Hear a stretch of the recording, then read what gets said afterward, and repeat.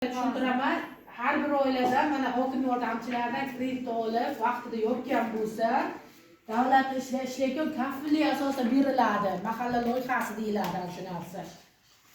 Keyin kredit olib vaqtida yopgan bo'lsa, 24% ayollarga, 25% erkaklarga 36 oy, 6 oy imtiyozli davri bilan beriladi. Mana shu tariqasida beriladi.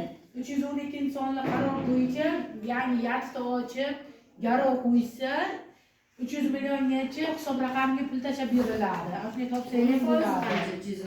24% dan.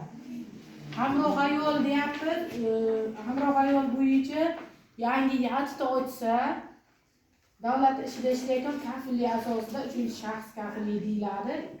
Asbob uskuna olsa 7 yil muddatga, aylanma mablag' olsa 2 yil muddatga beriladi. 6 oy imtiyozli davr aylanma mablag'ga, uskunalarga esa 2 yil muddatga, 7 yil muddatga beriladi. 2 yil imtiyozli davr bilan.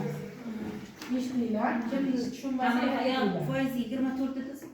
20%. Hamroh ayoldagi 20% dan uskuna sotib olsa 7 yil muddatga 2 yil imtiyozli davri ta'minotchiga ko'chirib beriladi, naqd berilmaydi. Agar aylanma mablag' olsa 21% dan 2 yil muddatga 6 oy imtiyozli davri bilan beriladi. Opa, mana mahalla paketi dedik-ku, ana o'shanga necha milliondan kredit boshlanadi? 5 million, 10 million.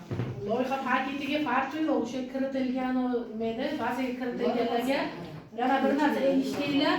Loyiha paketini biza kiritganmiz, hokim yordamchilar oldida o'tiringlarda imzoladinglar shuni. Imzolayotgansizlar, bank, mahalla bankerlari hammamiz kiritib bo'ldik. Hamma mahalla 24 ta mahallani kiritdik. Keyin uni hokim yordamchilari imzolash kerak. Imzolagan har bir mahalla o'tadi. O'sha mahalla paketida. Ha, shunday tugaydi, ha. Tugatishimiz kerak buni. Keyin 15 dekabrgacha o'sha keyin bizga tugaydi. Biz